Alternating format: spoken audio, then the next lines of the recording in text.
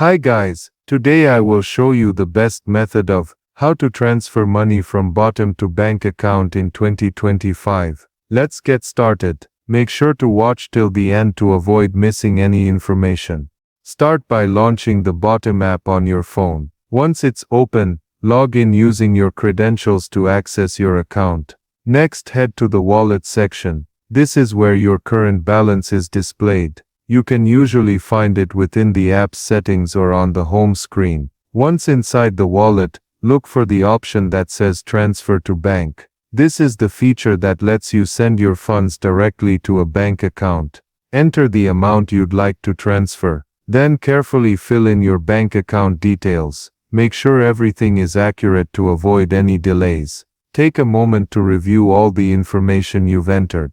Once you're sure everything is correct, go ahead and confirm the transaction. The transfer will now be processed. In most cases it only takes a few minutes, though the exact time may vary depending on your bank.